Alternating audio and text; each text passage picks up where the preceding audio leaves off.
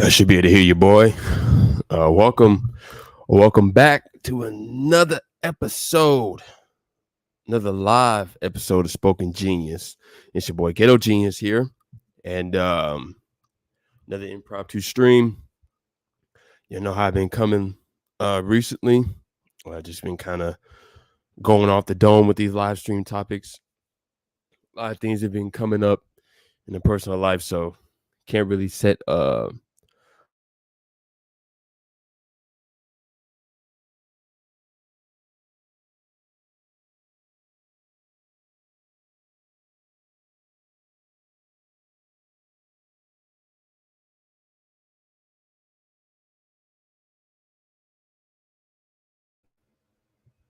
okay.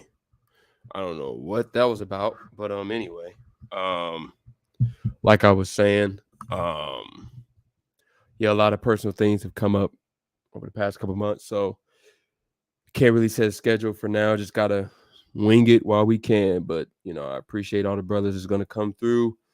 Appreciate all the brothers gonna watch this on the playback.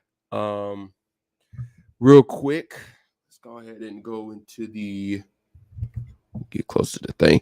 Let's go ahead and get to the hold on. Why is it not doing it? All right. Kind of shit is that? Hold on. Oh, okay. Here we are. Should do the trick. Yeah, I should be able to see that on the screen. But before we do that, just to make sure. All right. Let's see. Make sure still showing up. All right, cool. All right, so we're gonna go to the y'all see that the preset that's in the thumbnail, but we're actually gonna get a good part of it into context here. We're gonna piggyback off of this chapter a lot. So excuse me. Ecclesiastes, the 12th chapter. We're just gonna start at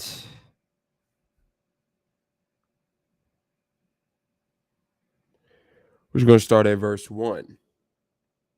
So let's see. Yep, we're going to start at verse 1. So, Ecclesiastes, 12th chapter, starting at verse 1. Remember now thy Creator in the days of thy youth, while the evil days come not, nor the years draw nigh, when thou shalt say, I have no pleasure in them, while the sun or the light or the moon or the stars be not darkened, nor the clouds return after the rain. In the day when now here's the key here.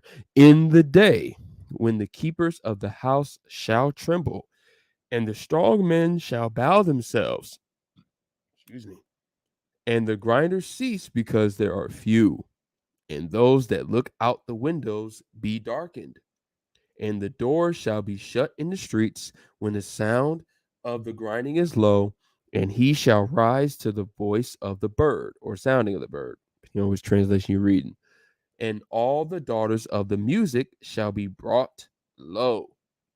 Also when they shall be afraid that which is high, and fear shall be in the way, and the almond tree shall flourish, and the grasshopper shall be a burden, and desire shall fail, because man goeth to his long home, and the mourners go about the streets. Or ever the silver cord be loosed, or the golden bowl be broken, or the pitcher be broken at the fountain, or the wheel broken at the cistern. Then shall the dust return to the earth as it was, and the spirit shall return to the Most High who gave it. Vanity of vanities, saith the preacher, all is vanity. Now we read this multiple times. In a lot of ways, we know what this means, but we're gonna like I said, this is gonna be the main precept that we're gonna piggyback on, because I'm gonna switch to this. Y'all should be able to see this on the screen.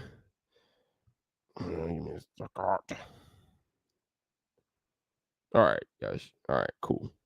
So, um, first off, YouTube fair use is in my description, but I'm just gonna say it out loud. Fair use, YouTube, fair use. Okay. Um, this is kind of like the perfect timing for me to kind of dive into the sports world per se.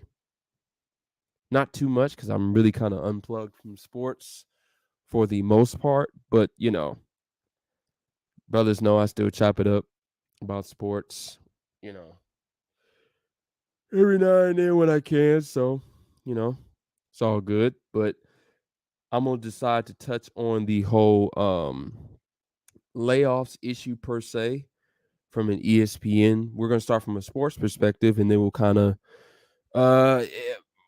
probably go into a part two, because I don't want to be too long on the stream. But we'll kind of go into a part two, and we'll probably touch on the other aspects of the entertainment industry, like music and movies and things of that nature. So I'm not sure how many installments when it comes to this topic per se that we're going to go into, which we'll save that in a little bit. But I actually have not really watched much of this video.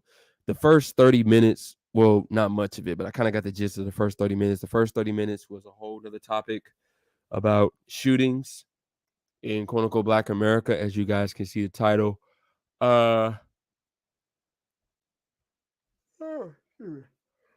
that will be for another day. Because that's a whole nother topic. So we'll do that some other time. Probably won't even use this video. But other than that, we're just gonna see what Stephen A says here. And something's telling me he's gonna say something interesting. So, you know, with that being said, hey, make sure, hold on. Make sure. All right, no comments. All right, cool. Cool beans, cool beans, cool beans. Should be still sharing. We should be still sharing. Can y'all see that on the screen? Y'all should be able to still see that on the screen. All right, cool. So, without further ado, I know how we do it. Let's get straight to this like we ain't new to this. Let's go.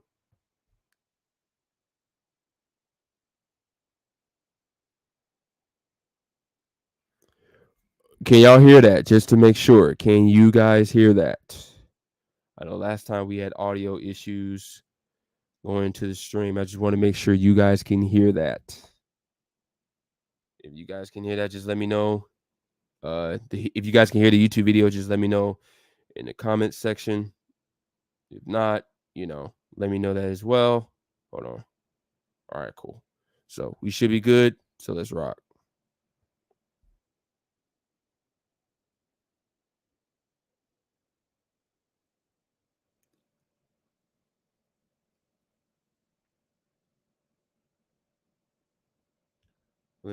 Yeah. Hold on. All right, there we go.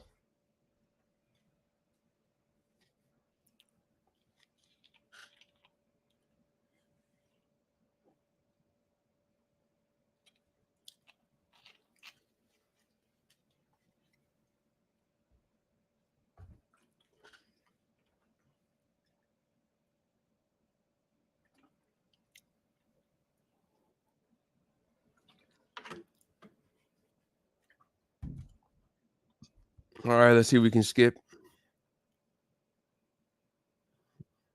Hold on. Hold on. Hold on.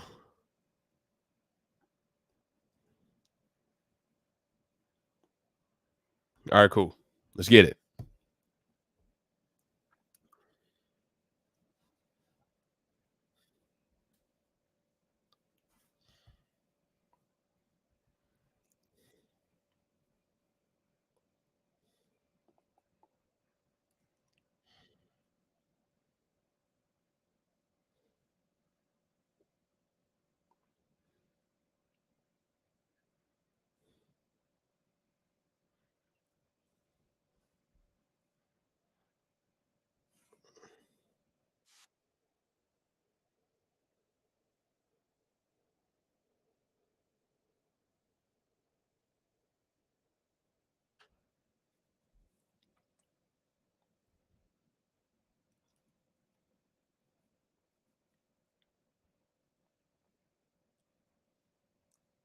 Hold on. Let me touch on that. Yeah, Stephen A. I mean, he is basically the face of ESPN at this point. Like, when you really think about the notable commentators at ESPN, he's the first one that comes to mind at this point. So, shout out to him for that. Hey, shout out to him for what is it, the No Mercy podcast? I guess he finally decided to get his own podcast. I would say outside of the Disney ESPN conglomerate per se, but at the end of the day, uh, you know, 9 out of 10, Stephen A is still a boule Negro, so it is what it is.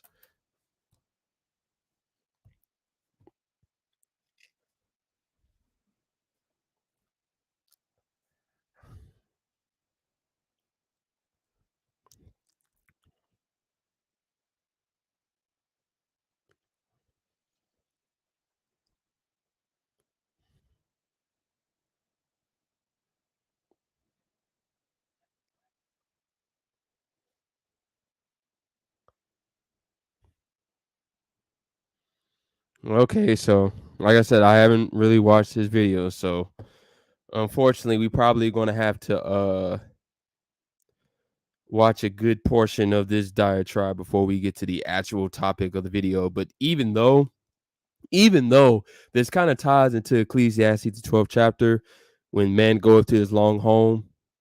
So we'll let it run. I'm really not trying to touch on too much of the shootings in this video because that's not really the topic. I wanted to really focus on the concept of mass layoffs and a lot of these job markets and things, and kind of think I wanted the conversation to be more so focused around that, more so than gun violence per se among so-called black people. But whatever, we'll let it run.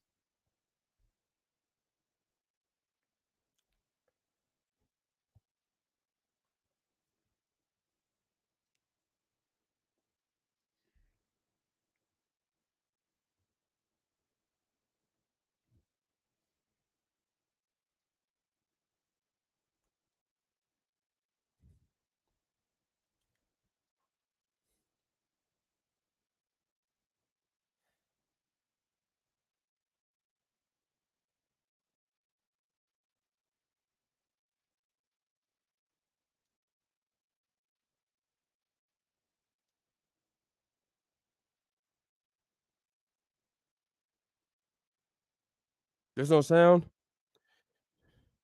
Uh-oh. There's no sound. Okay, this is what we're gonna do. Can you at least hear the mic? Shalom, faithful servant. Is the mic working? If the mic is working, this is what we're gonna do. We're gonna stop that, and we're gonna do it this way. I've been trying to do it that way, but because I always fuck up the tabs. Okay, so this is what we're gonna do. Here's what we're gonna do. We're gonna do it this way. Move that out the way. X out of that. Oh, give me 1 second, guys. 1 second. Hold on. Let's see. Wait, no, not that. Not that, you fucking bastard. But click on that. It's wrong. Trying to click on this. Let's see where we start at. Okay, hold on. Let's see what we can get out of this.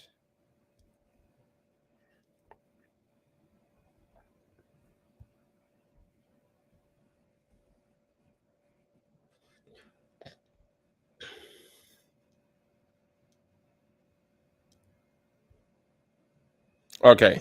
All right. So this is what we're gonna do. We're gonna share the screen again. Do the tab. We're gonna share it that way. Okay. So we're basically starting over the stream, everybody. We're kind of, you can still hear the mic. So if you want to play back to what I said and the presets I read earlier, you can do that as well. But from here, we are starting over because there was sound issues. So let's see if you guys can hear this. Welcome back to the Stephen A. Smith Show. By the way, Can you hear that? appreciate Can all anybody hear that? 210,000 subscribers. Can anybody and hear the counting. video? So even though I've been on vacation, it hasn't stopped climbing one bit. I appreciate the love and support. Continuously encouraging you to please make sure to like and subscribe, hit the bell so you Can y'all hear the video? I need to make sure that you can hear the video. Okay, there we go. All right, so we're gonna wind that back. Okay, hold on. Star power is real. The rules have Let it run. changed. The Let it game is run. Let back. it run. Let it run. Visit Let it any run. ballpark or go to MLB.com and you'll see what everyone is talking about. Welcome back to the Stephen A. Smith Show. Okay, we'll just let it run from there. Let's go. By the way, appreciate all the support. We're up to 210,000 subscribers and Oh counting. wait, So even though I real quick, appreciate that faithful servant. Let me know in the comment section that, you know, my audio issues have been fixed. So shout out to you, faithful servant. Shout out to those that's already in the stream watching. I appreciate you. I've been on vacation, it hasn't stopped climbing one bit. I appreciate the love and support. Continuously encouraging you to please make sure to like and subscribe, hit the bell so you can get notified when we go live. So I want to thank you for that. Piggybacking off of it, what I was saying, I'm a solution oriented individual. And before I get into ESPN and Walt Disney overall and what's been transpiring, obviously, um, I'm a premier voice, working for Disney and ESPN during my day job. And a lot of people have been clamoring for me to comment about that. I will in a second. But staying with this particular subject, piggybacking off the Baltimore shootings this weekend, um, reminding you that there's been 130 homicides. I just want to say real quick, because I had to piggyback off this because of sound issues. This is not the main topic of the stream. I'm going to let him talk for the most part.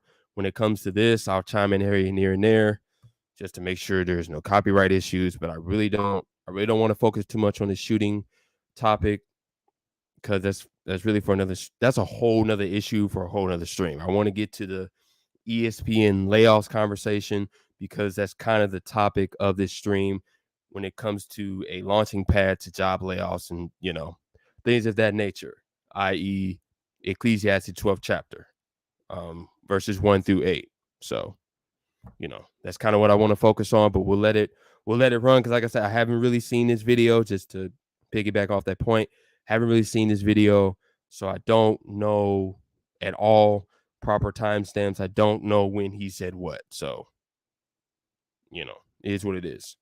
And over 300 shootings in Baltimore this year alone. It's very, very disturbing. One could easily ask the question, what can we do about it? It's real easy to talk about it. What's the solution? I'm not a politician. I don't have all the answers, but I can make a try out of it if you don't mind. I actually do mind. As the Black community, as a member of the Black community, we have to get to a point where Black lives matter, not just when somebody from outside the Black community takes one of us. Well, hold on. One of our lives. It has to matter all the time. Well, it will never matter because it never existed because there's no such thing as a black life. But like I said, I don't want to touch on this too much. I'm already seems like I'm already flowing already. Let me chill. Let me chill. Let me stop. It has to matter when black people are committing acts of violence against our own just as vehemently, just as emphatically as it does when somebody from outside of our community, whether it's somebody from the white community, whether it's somebody from the blue community, as in police. Because you see, when you conduct it that way and you approach it that way, it galvanizes everybody in America to come together to help solve and provide a solution to what ails us. They're not ducking for cover because you're looking to blame somebody. You're all joined, locked in arms with one another to alleviate what's ailing us as a community. Of course, Marxism.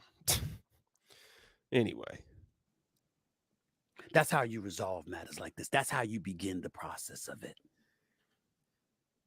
Black folks have always had it harder than everybody else. White America, you shouldn't get offended when I said that. It's factual. When white folks catch a cold, black folks catch pneumonia. It's always worse for us than it is for you.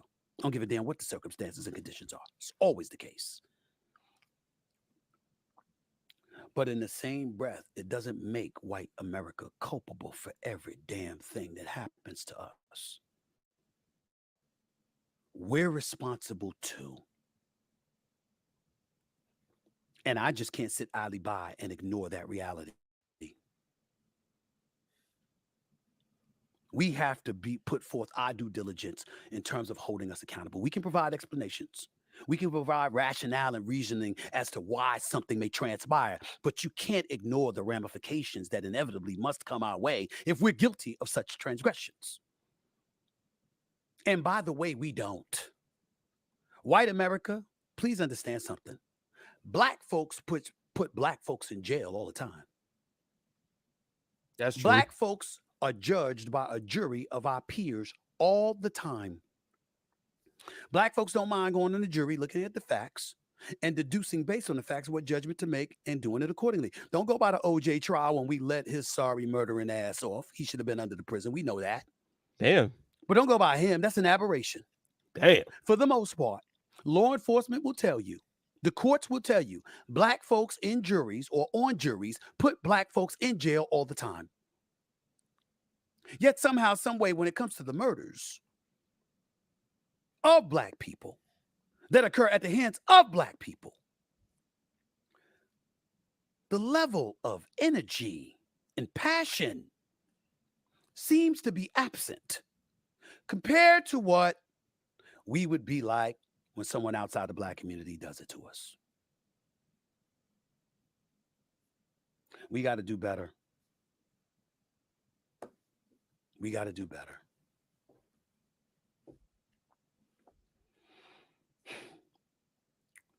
Let me transition to a story that has been percolating for quite some time now because ESPN Thank you. just the other day.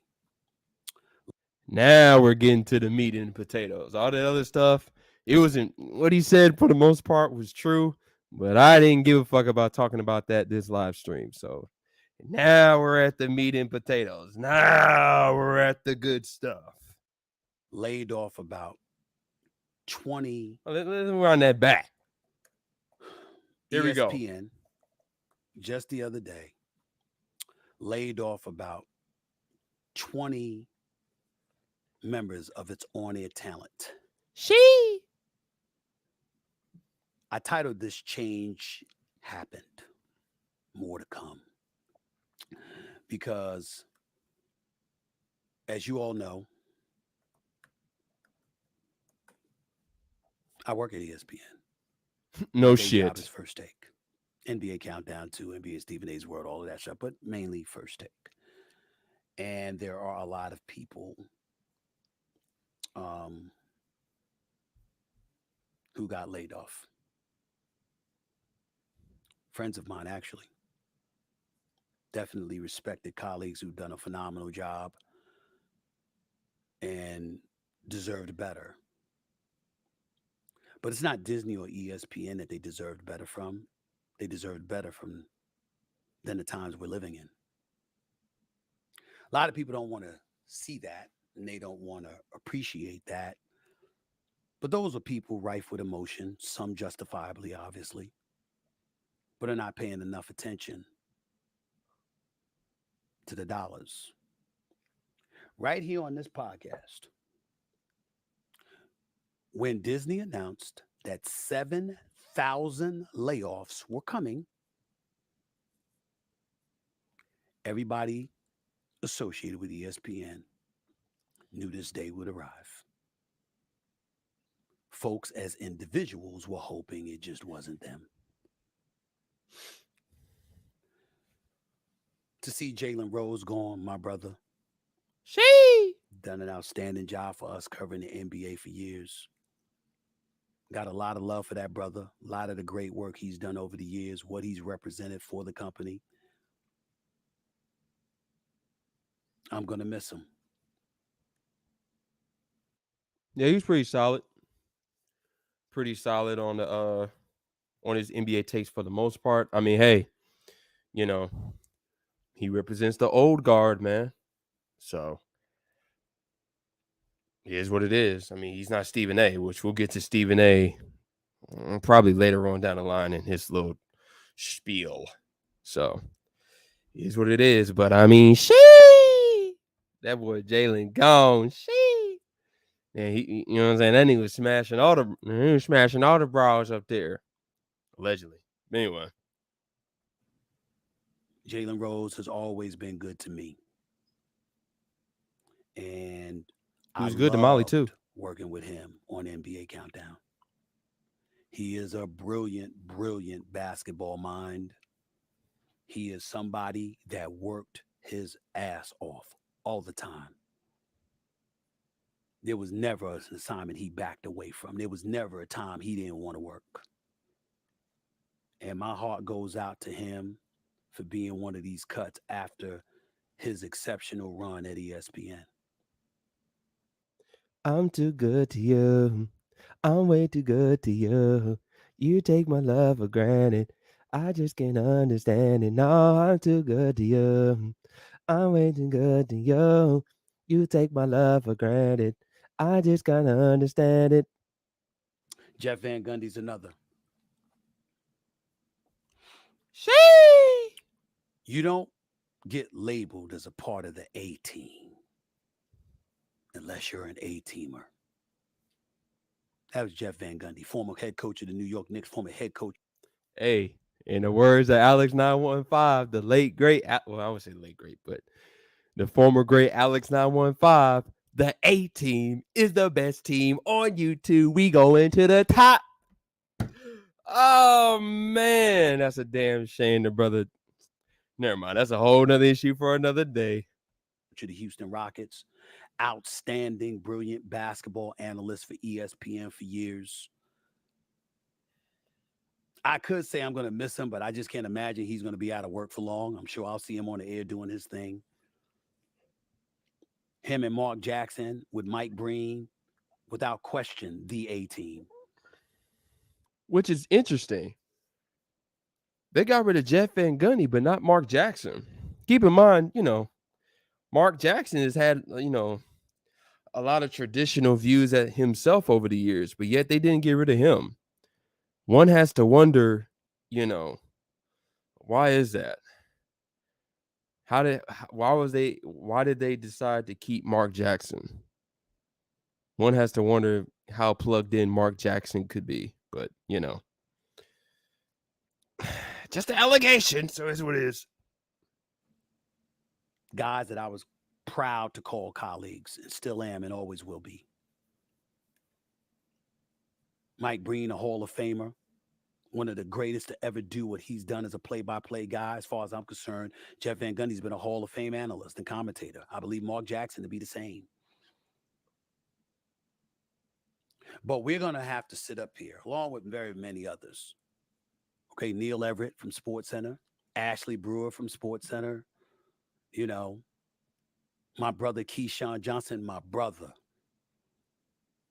Now I know him on a far more personal level than I know many others. We've been friends for over 20 years. Hey, and TKP said he garbage. He's a garbage commentator. Goddamn Keyshawn. Goddamn Key. Um, I'm sad to see him go. I think he'll be fine. Twin ain't Keyshawn sad to see him Johnson is a go. businessman extraordinaire. He knows how to make money, knows how to get money, and he is not phased. He is fine. I spoke to him over the weekend. He's fine. But I personally am going to miss him because of his contribution to First Take, what he has done for me, what he's done for my life, just being a big brother and a friend of me. I love him to death. And I know he's going to be fine. There's various others, and I don't want to mention everybody because I don't want to forget anybody's name. But those names certainly come to mind. I'm even going to mention Max Kellerman. I know y'all thought I wouldn't. The wiggle white I am boy. not happy that he is gone. We all know what history we had. We all know what happened with he and I parting ways on First Take.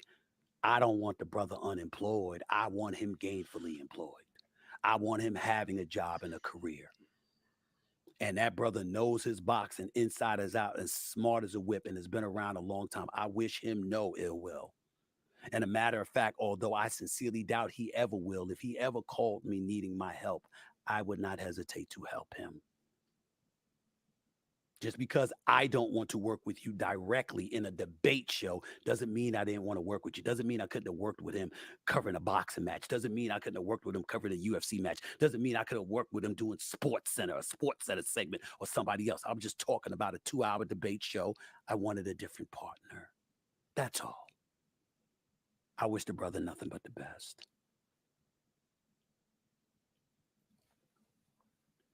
But if we're going to be real about it, let's deal with reality. This ain't the end. More is coming. And yes, ladies and gentlemen, I could be next. Let me tell y'all something. I'm gonna be honest. I don't. Stephen A is the last person on that chopping block because ESPN needs him. Now, would they get rid of him necessarily for certain agendas? Yeah, sure, but just off of the pure strength of ESPN and their for clout sake, probably not. The only way they're getting rid of him is if Stephen A does something that is directly against, the modern Babylonian agendas that Disney and ESPN pushes, which is quite possible. But that's the only way they're getting rid of Stephen A. Smith at this point. Because Stephen A is too Stephen A is too valuable of a name at ESPN. Once again, he's top dog, basically. When it comes to on-air personalities at ESPN, he is by far top dog. They're not getting rid of him unless if he does something uh completely, like I said, completely against the agendas, which is probably hinting towards like a shaming ritual per se. So it would have to be something like that. Other than that, I doubt it, bro.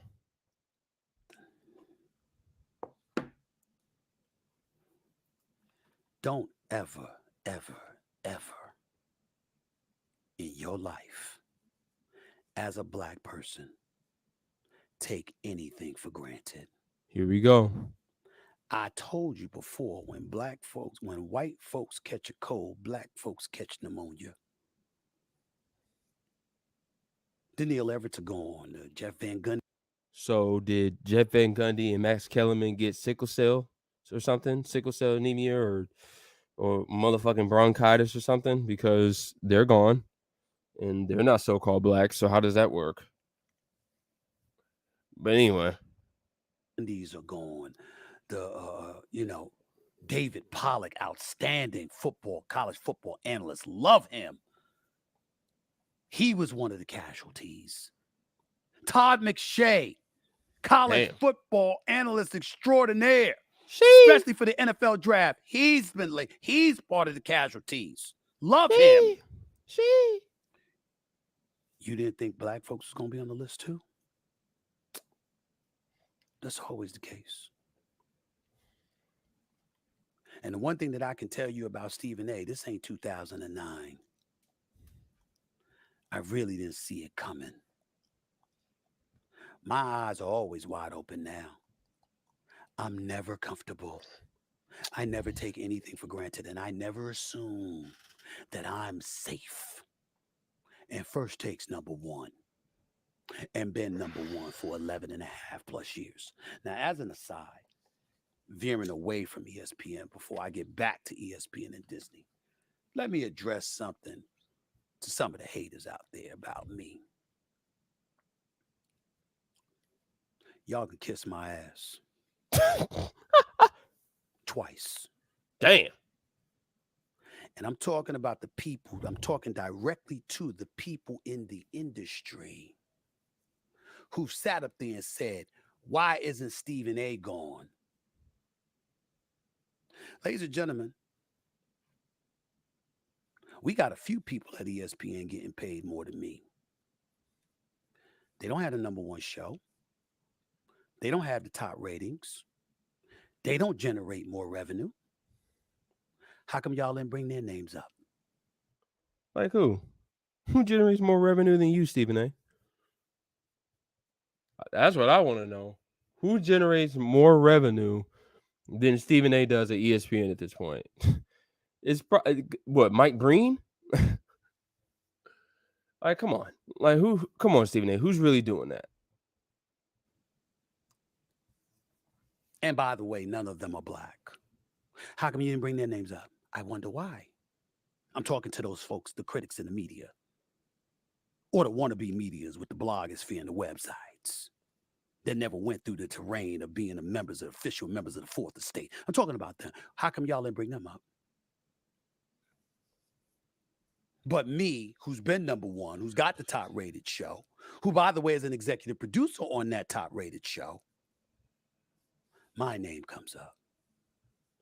I'll leave that for y'all to handle. But never worry. Never fear. My name might come up sometime in the near future for all I know. Others have been bought out. It's not beyond the realms of comprehension that I could be next.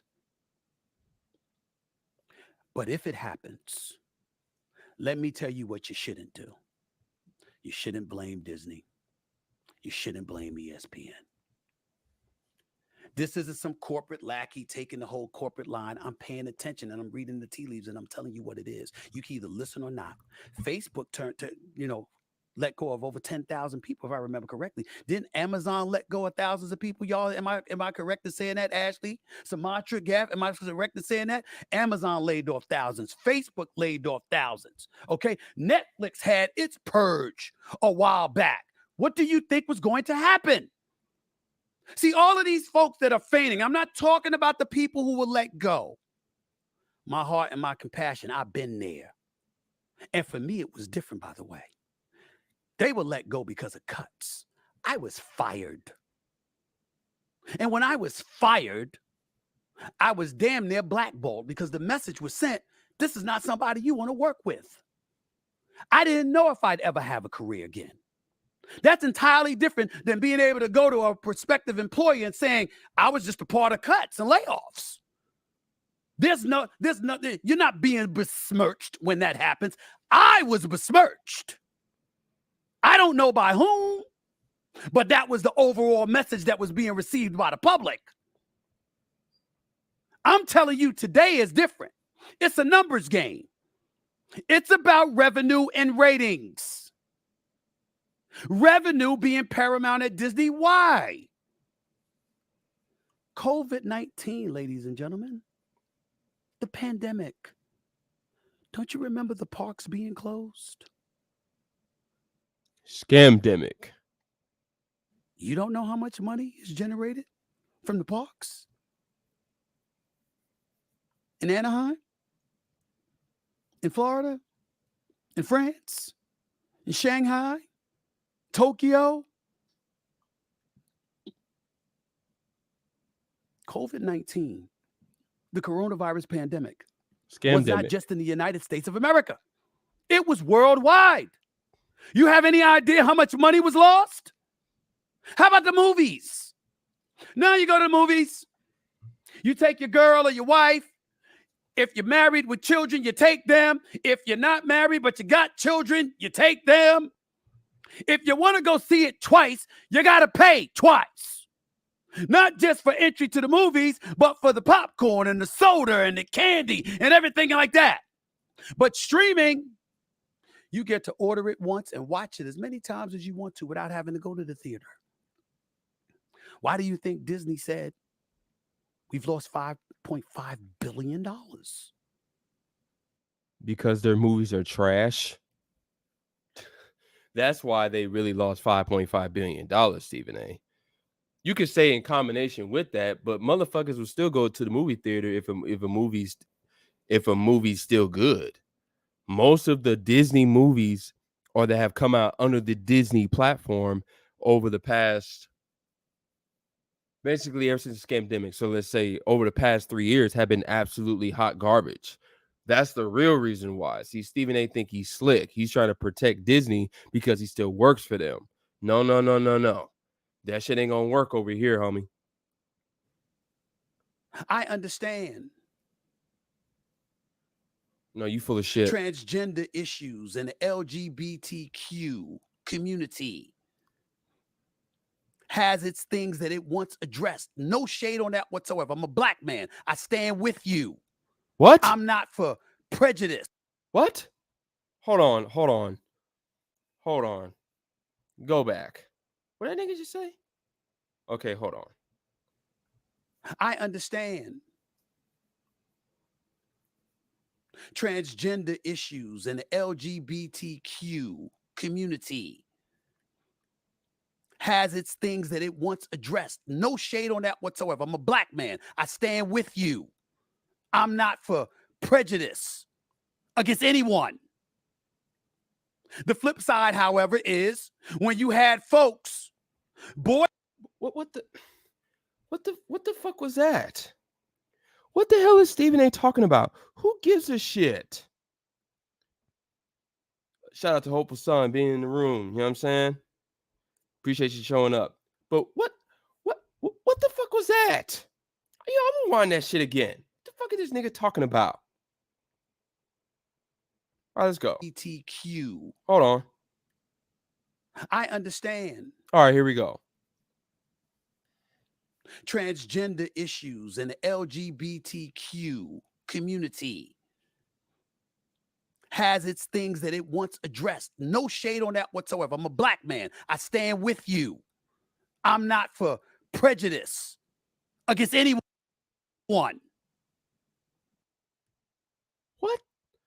What the?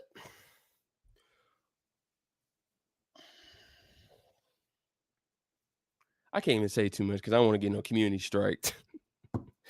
But you know, what the fuck was that? Man, I tell you, man, so-called black man is the biggest idiot on planet Earth. Whatever, we're just gonna move on. That's all I gotta say about that. The flip side, however, is when you had folks boycotting or protesting outside the walls of Disney because they wanted Disney to speak up about the don't say gay policy.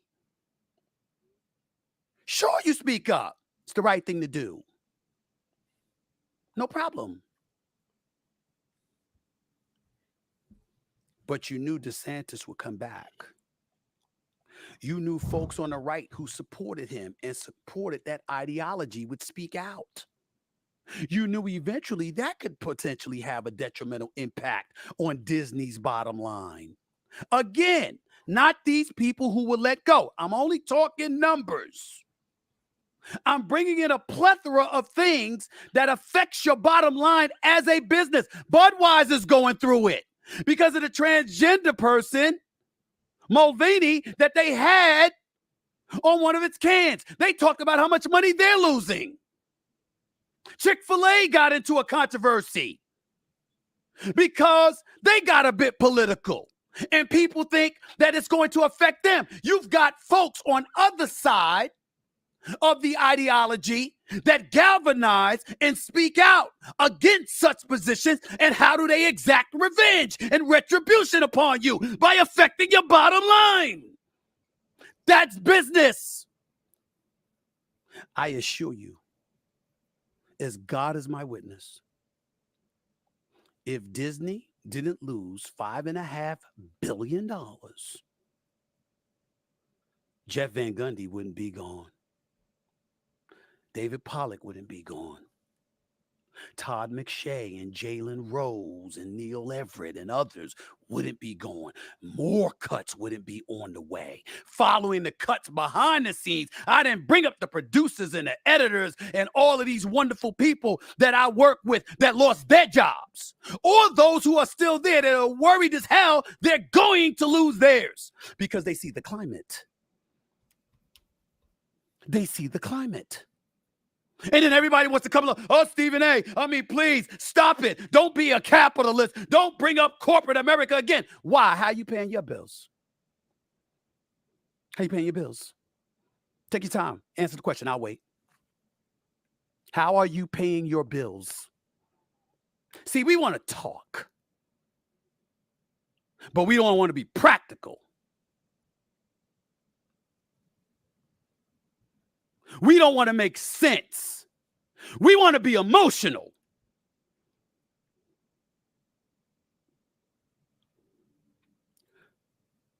Folks lamented how folks are being laid off, but Pat McAfee arrived at ESPN. Pat McAfee wasn't hired by ESPN. Pat McAfee was acquired by ESPN via the Pat McAfee show. He had a product that he built through his grit, his hard work, his determination, his focus, his brilliance, and he turned it in to a $120 million deal that was once given to him by FanDuel. ESPN acquired that business. He's not an employee. He's a product that was acquired. I would know because I'm an employee who's trying to become a product. Sounds like the future of economics. Humans just become products. That's how they view this anyway. But like I said, it's a whole other issue. Chippy. Anyway. That is the world that we're living in.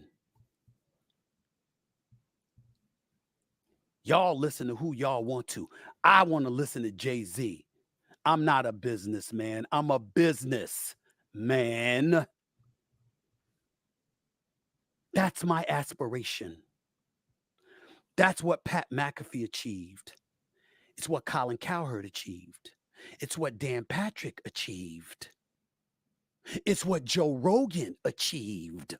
It's what Bill Simmons achieved. Are you paying attention? That's what's going on. You want to look at corporate America and treat them like they're villains in all of this. They are who they've always been. Villains. Extensions of the satanic corporatocracy. That's who they've always been, nigga. Don't try that shit, man. We got the drop on you. All right. No Charlemagne. But we got the drop on you, my guy. We already know your boule, my nigga. While you got the damn purple and gold theme going on in the back. Nothing but Saturnian principles going on in the back. Look. Is Stephen A really up for the chopping block? Once again, no, I do not think so, because other than for certain agendas, i.e. the feminist agenda, he's not really up for the chopping block because he's just too popular on the network. He brings too much revenue and value to the network at this point for them to get rid of him. So he's not going nowhere, but of course he's going to try to convince you that he is, just so he can present himself to be, down with the guys, down with the fellas, down with the little man, and blah, blah, blah. It's all talk. Numbers crunchers. Bottom line, revenue, ratings, stockholders, shareholders. Are you feeding the beast to make sure you stay alive? Uh, y'all hear that? Hold on. Y'all hear that last statement? Hold on. Let's go back. Y'all hear that last statement? Hold on. Let's listen to that again. Let's listen to that again. Numbers crunchers. Bottom line, revenue, ratings, stockholders, shareholders. Are you feeding the beast to make sure you stay alive? Y'all heard that? Are you feeding the beast to make sure that you stay alive? Are you feeding the beast to make sure that you stay alive? Hmm. Are you feeding the beast to make sure that you stay alive? Hold on, let's get something real. Ooh, I'm glad they're next to that. But let's get something real quick. Let's share this tab. Y'all should be able to see this on the screen. Give it a couple seconds. All right. All right. Let's see what we got here. Let's go to.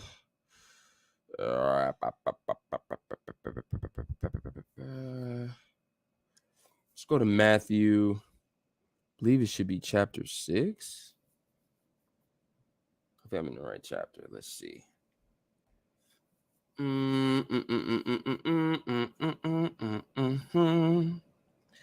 Let's see.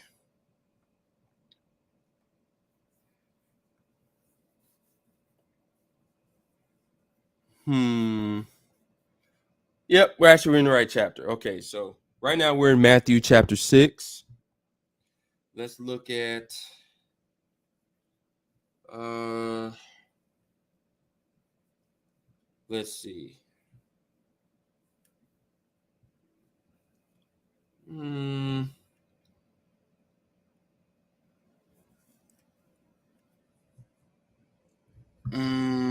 We'll start at verse 19. So, yeah. So Matthew chapter 6 verse 19. Lay not up for yourselves treasures upon earth, where moth and rust doeth corrupt, and where thieves break through and steal. But lay up for yourselves treasures in heaven, where neither moth nor rust doeth corrupt, and where thieves do not break through nor steal. For where your treasure is, there will your heart be also. The light of the body is the eye, and there and if thereof, and therefore thy eyes be single, thy whole body shall be full of light. But if thy eye be evil, the whole body shall be full of darkness. If therefore the light that is in thee be darkness, how great is that darkness? No man can serve two masters, for either he will hate the one and love the other, or else he will hold on to the one and despise the other. Ye cannot serve the Most High and Mammon. Therefore I say unto you, take take take no thought for your life, that ye shall eat, or what ye shall drink, nor yet for your body, what ye shall put on. It is not the life more than meat, and the body than raiment. Behold the fowls of the air, for they sow not, neither do they reap, nor gather into barns, yet your heavenly Father feedeth them. Are ye much better than they? Which of you by taking thought can add 1 cubit to his stature? And ye take wait, and why take ye thought for raiment? Consider lilies of the field, how they grow. They toil not, neither do they spin. And yet I say unto you that even Solomon in all his glory was not arrayed like one of these. Therefore, if the Most High so clothe the grass of the field, to which today is and tomorrow is cast into the oven, shall he not much more clothe you, O ye of little faith? Therefore take no thought, saying, what shall we eat, or what shall we drink, or wherewithal, shall we be clothed? For after these things do the Gentiles seek, for your heavenly Father knoweth that ye have need of all these things. But seek first the kingdom of the Most High and his righteousness, and all these things shall be added unto you. Take therefore no thought for morrow shall take thought for the things of itself. Sufficient unto the day is evil thereof. I actually didn't want to necessarily read that far. I really just wanted to get, what was it, verses hold on. I forgot what it was. I forgot that far. I think it was like verses 19. It was verse 20 and 21, and then verses 24 through like 30, basically. But I wanted to get all that because, like Stephen A said, you want to feed the beast so you can. What is it again? Hold on. What'd he say? One more time. One more time. What'd he say? Numbers crunchers. Hold on. Treat them like they're villains in all of this. That's what's going on. What'd he say again? You want to look at corporate America and treat them like they're villains in all of this. They are who they've always been. Numbers crunchers. Bottom line, revenue, ratings, stockholders, shareholders. Are you feeding the beast to make sure you stay alive? Are you feeding the beast, i.e., the corporatocracy, so you can stay alive? Once again, clearly Matthew chapter 6 tells you do not feed the beast, okay? Because there's no life in the beast. There's no real life in the beast, but we'll get to that. We'll get to those precepts in a minute.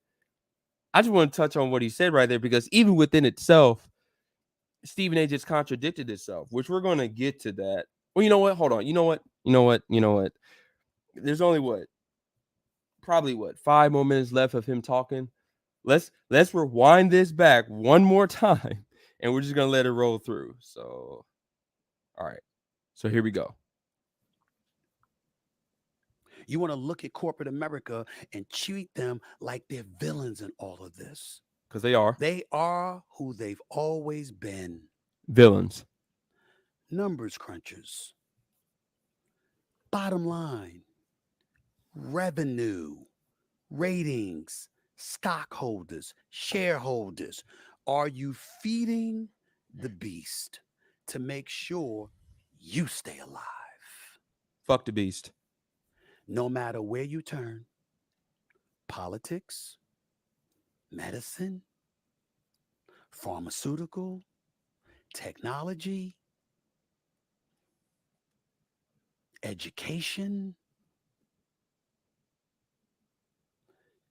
even the streets of America with unsavory characters who are breaking laws to do it. Everything comes down to business. Everything comes down to business. If we don't get it, we better get it. And we could sit up there and we could go back and forth and we could, go off and stick out our chest and act like we're going to be defiant. We're going to be defiant. We're going to be defiant. It's not good enough. We could kill each other in the streets of America. Ain't good enough because you ain't going to kill everybody. Business is going to always take place as long as this world is in existence. Now, that world might come to the end with the nonsense that's going on in this world, with Russia having more nuclear heads than the United States, and us being the two largest, countries that have nuclear warheads, and China trying to do its thing with Taiwan and all of this other stuff. We don't know what the hell is going on. I only bring that last part up because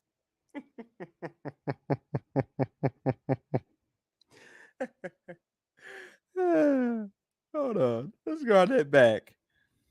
Run that back. Here we go. it's not good enough. We could kill each other in the streets of America. It ain't good enough because you ain't going to kill everybody.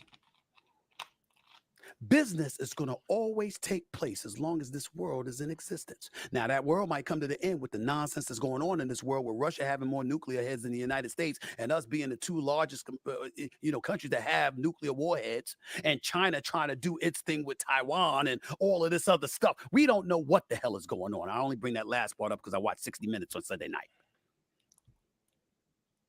Everywhere we turn, there's problems. We don't know what's going to happen to the world. But it's about business. And I'll close by saying this. One of my favorite things, and I told Jay-Z this, I watch because I'm a huge fan. It's my brother with friends. I got love for him, but he's so brilliant. I just listen to his music sometimes, but one of my favorite things that he used to say, or that he said one day while he was freestyling, I held on to. He said, brothers die for equal pay, right? When I work, I ain't your slave, right? I ain't shucking the job in and high-fiving. This ain't back in the days, right? Giving the impression times have damn sure changed.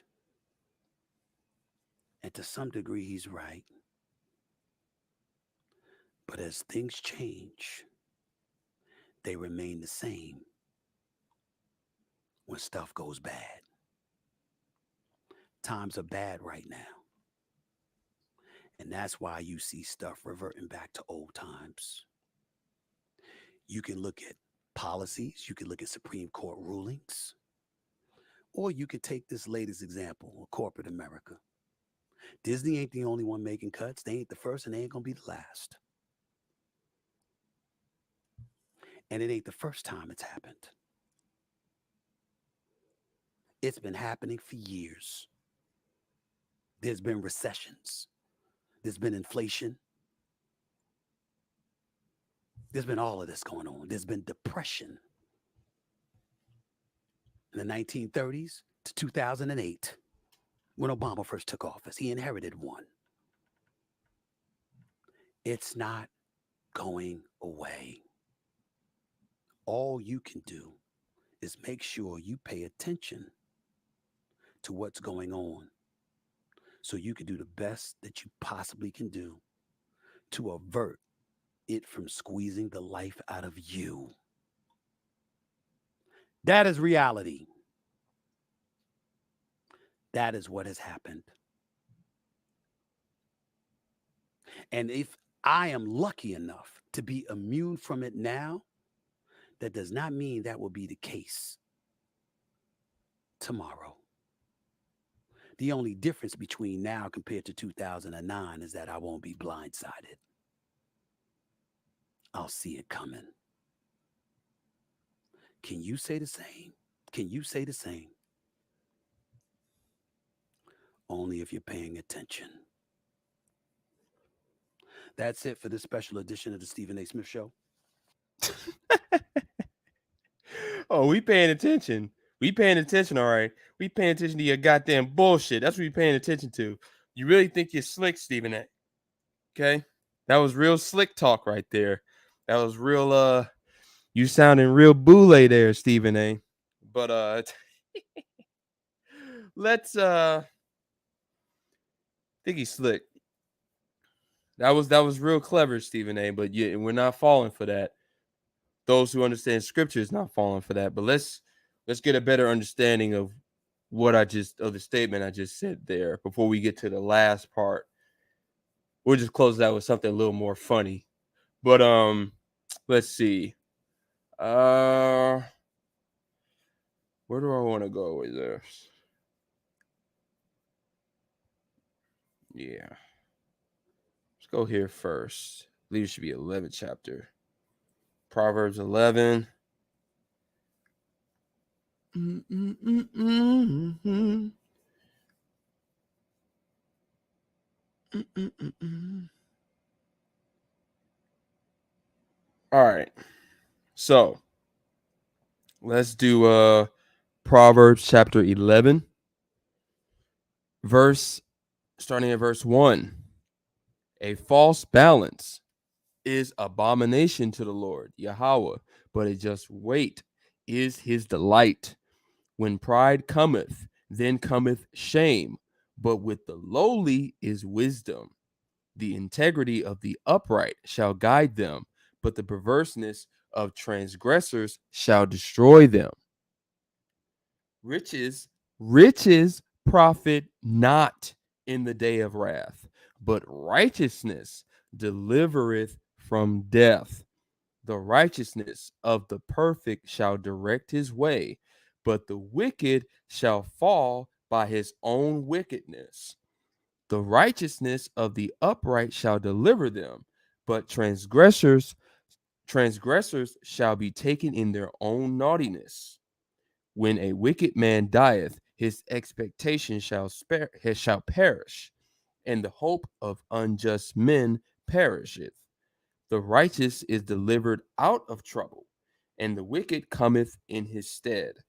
An hypocrite with his mouth destroyeth his neighbor, but through knowledge shall the just be delivered. When it goeth well with the righteous, the city rejoiceth, and when the wicked perish, there is shouting. Now let's go to Proverbs 16. Proverbs 16. Proverbs 16. Proverbs 16, starting at verse 1. The preparations of the heart of man. The preparations of the heart of, wait, excuse me. The preparations of the heart in man, and the answer of the tongue is from the Lord, Yahweh. All the ways of a man are clean in his own eyes, but the Lord Yahweh weigheth the spirits. Commit thy works unto the Lord, and thy thoughts shall be established. The Lord had made all things for himself, yea, even the wicked, for the day of evil. Everyone that is proud in heart is an abomination to the Lord, Yahweh. Through hand join in hand, he shall not be unpunished.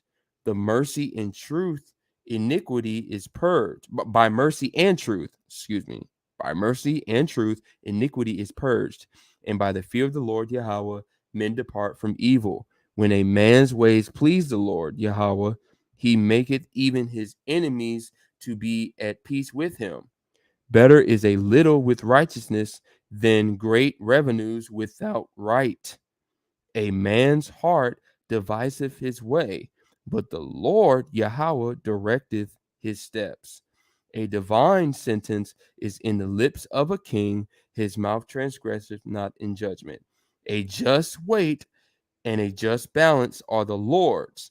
All the weights of the bag are his work. So, wait, do I want to get? I probably want to get Proverbs 18. I haven't done that one in a while. All right.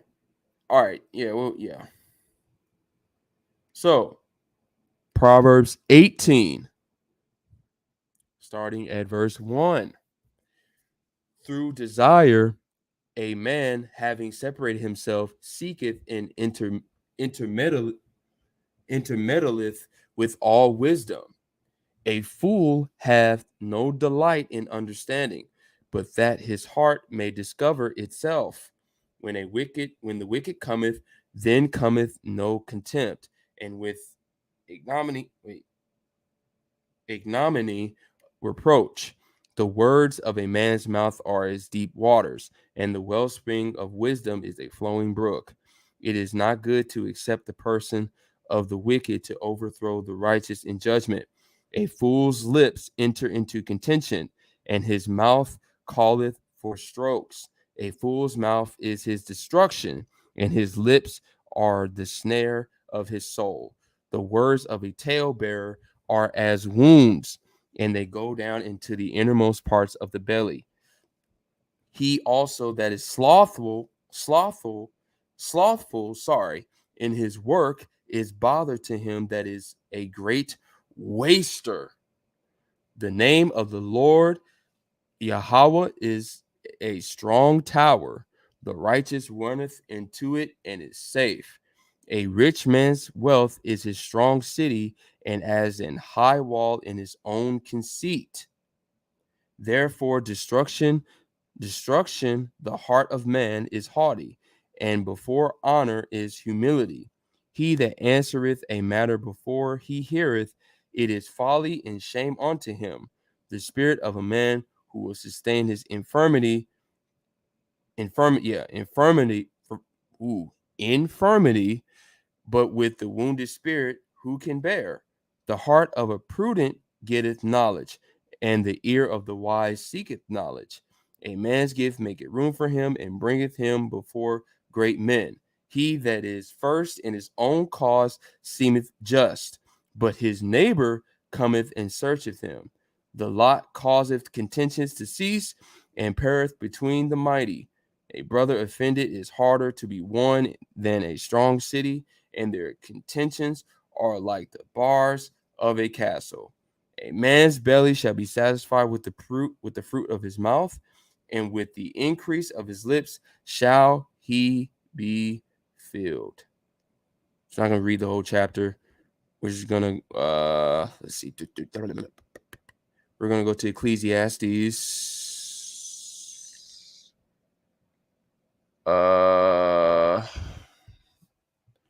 Hold on, give me a second.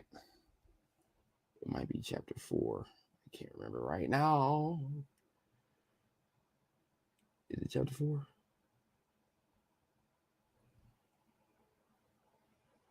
Wait, no. Clicked on the wrong one. Is it chapter 4?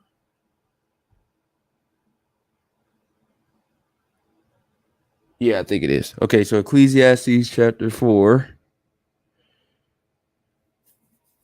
Ecclesiastes chapter 4. We're going to start at verse 13.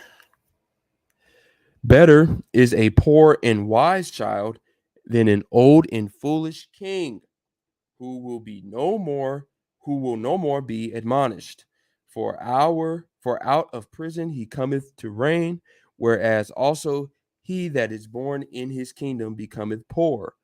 I considered all the living which walk under the sun, with the second child that shall stand up in his stead. There is no end of all people, even of all that have been before them. They also have come, they also that come after shall not rejoice in him. Surely this also is vanity and vexation of spirit. Oh, I didn't share the tab. Oh, I'm trippy. Y'all didn't get a chance to read all that. I was just reading, but it's what at least y'all heard the precepts. Apologize for that, but whatever. All right, so we'll keep going. Let's see. Is it chapter 7? I believe. I believe it's chapter 7. Hold on. Okay. Yep. Let's see. So, Ecclesiastes chapter 7. We're going to read verses 11 and 12. Wisdom is good with an inheritance, and by it there is profit to them that see the sun. For wisdom is a defense, a money is a defense, but the excellency of knowledge is that wisdom giveth life to them that have it. Now I believe it's chapter 10. It should be Ecclesiastes chapter 10. I believe. As a matter of fact, hold on. I believe it's in chapter 7 as well. Yeah, yeah. Okay, so we're gonna get this first. Before we go to chapter 10 because I believe it's in chapter 10. But Ecclesiastes 7 chapters starting in verse 15. All the things have I seen in the days of my vanity. There is a just man that perisheth in his righteousness, and there is a wicked man that prolongeth his life in his wickedness. Be not righteous over much, neither make thyself over wise. Why shouldest thou destroy thyself? Be not over much wicked, neither be thou foolish. Why shouldest thou die before thy time? It is good that thou shouldest take hold of this, yea, also from his withdrawal, not thy hand. For he that feareth the Most High shall come forth of them all. Wisdom strengtheneth the wise more than 10 mighty men which are in the city. For there is not a just man upon earth that doeth good and sinneth not. Actually, that's we could just let that verse 19. But let's see. So chapter 10, I believe.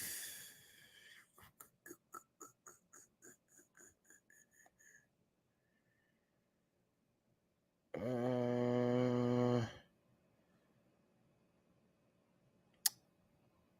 might be wrong.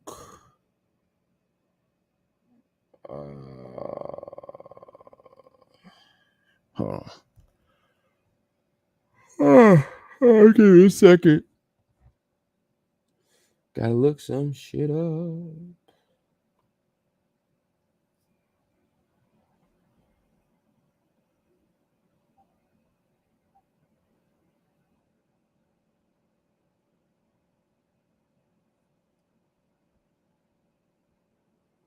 Mm.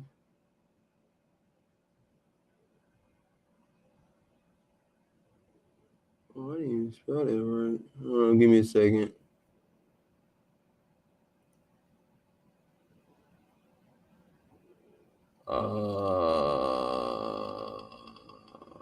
Hold on. No, because I really don't want to skip that one. So make sure I remember. Okay. Answer is. Hold on. Give me a second.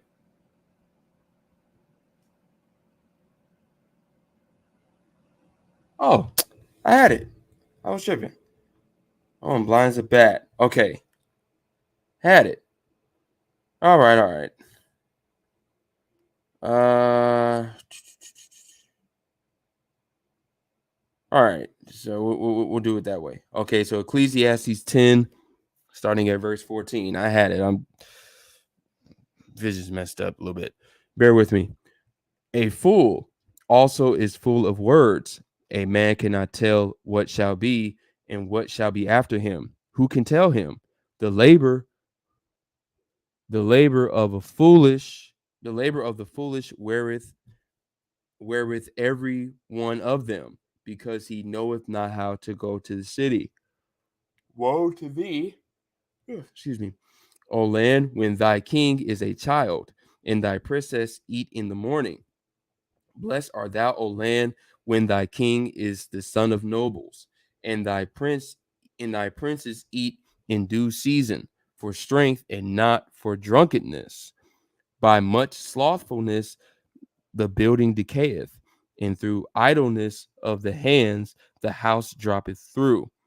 A feast is made for laughter, and wine maketh merry, but money answereth all things.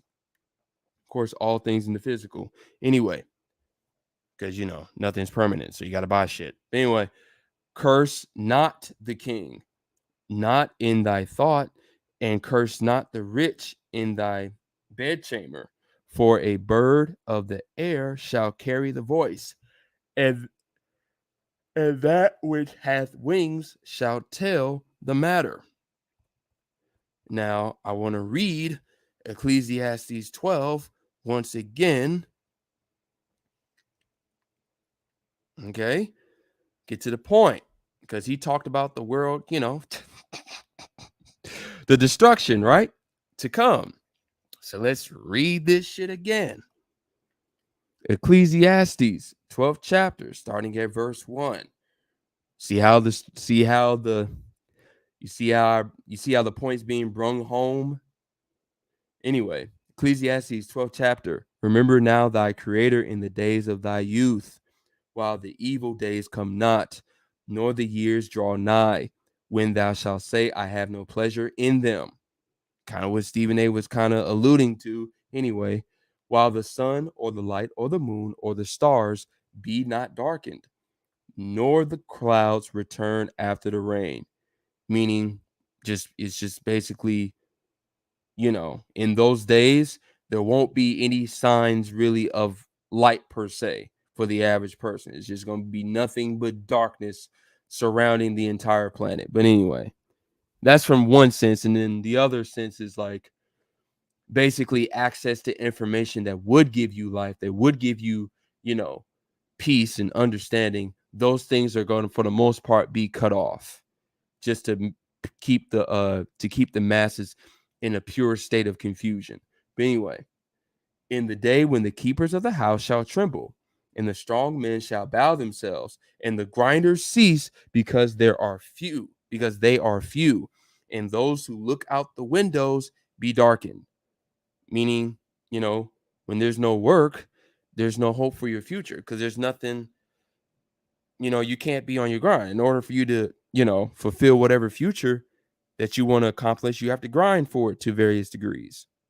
Well, if the grinders cease because there are few, then most people's dreams have no chance, absolutely no chance of coming true, right? So there you go.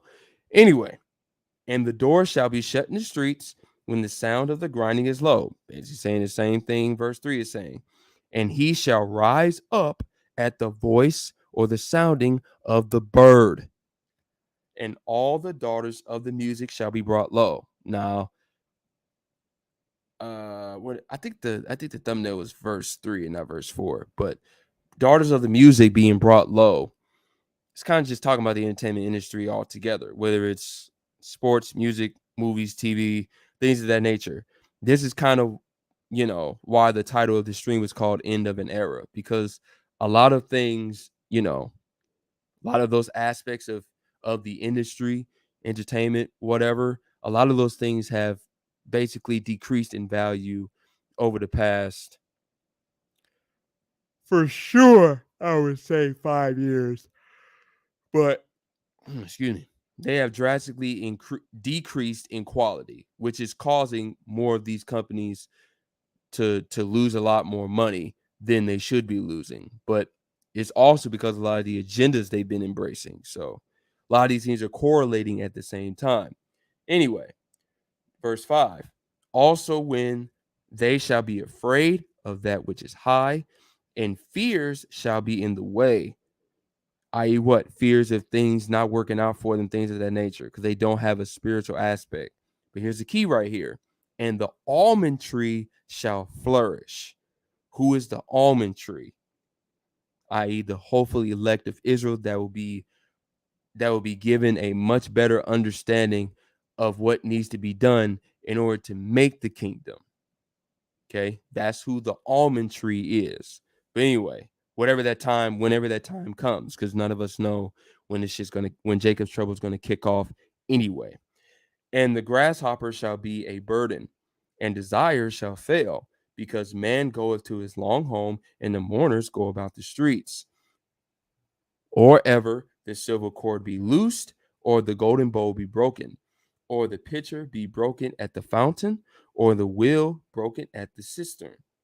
Then shall the dust return to the earth as it was, and the spirit shall return to the Most High who gave it. Vanity of vanities, saith the preacher, all is vanity. Now, I want to save the last part of Ecclesiastes 12 until we get literally to the end of the stream, because there's still one more video I want to do. So let's see. Uh let's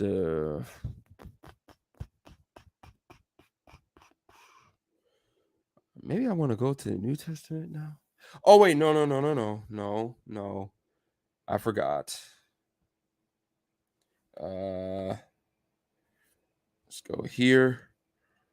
The second Ezra, chapter 8. Chapter 8.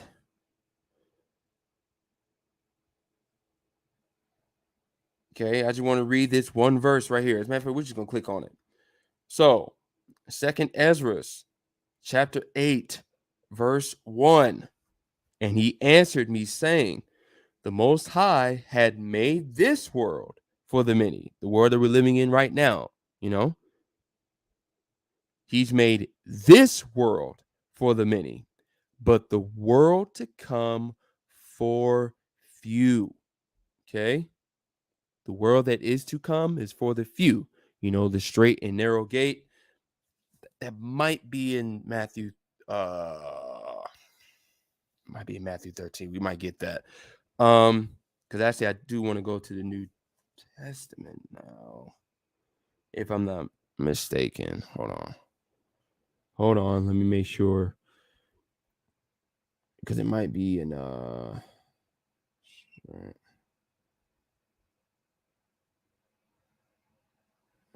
hold on.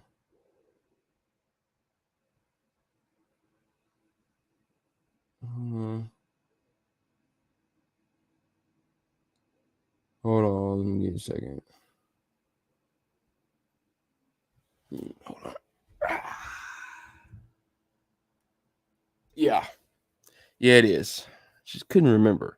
You know what? Let's go to Matthew chapter 6 one more time.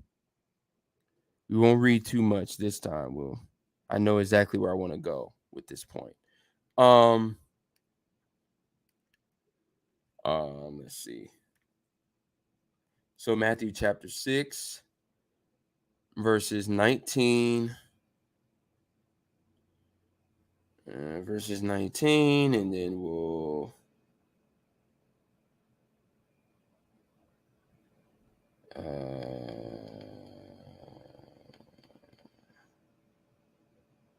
actually we probably just gotta we're just gonna read whatever. All right, so all right. So Matthew chapter 6, starting at verse 19. Lay not up for yourselves treasures upon earth, where moth and rust doeth corrupt, and where thieves break through and steal. But lay up for yourselves treasures in heaven, where neither moth nor rust doeth corrupt, and where thieves do not break through nor steal. For ooh, messed it up. For where your treasure is, there will your heart be also. The light of the body is the eye. And if therefore thy eye be single, thy whole body shall be full of light. But if thy eye be evil, thy whole body shall be full of darkness. If therefore the light that is in thee be darkness, how great is that darkness? No man can serve two masters, for either he will hate the one and love the other, or else he will hold to the one and despise the other. Ye cannot serve God and mammon. Therefore I say unto you, take no thought for your life, that what ye shall eat, or what ye shall drink, nor yet for your body what ye shall put on. It is not the life. It is not the life more than meat, and the body than raiment.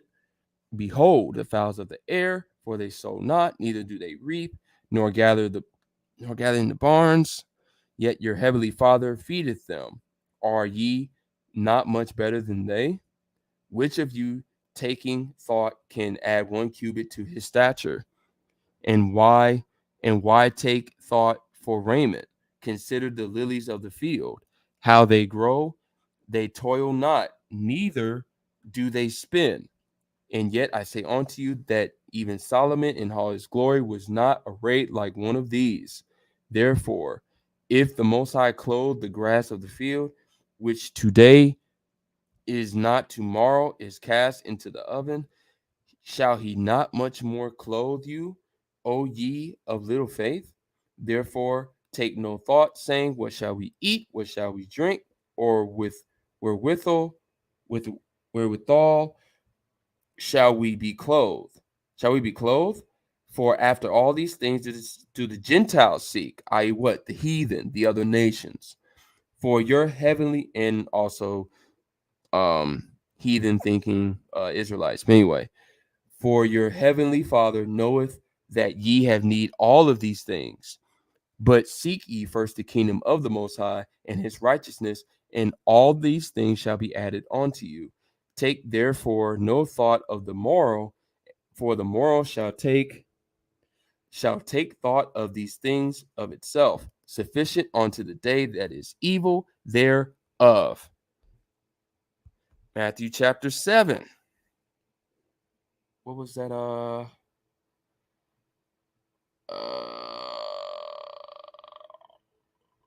Yeah, okay, there we go.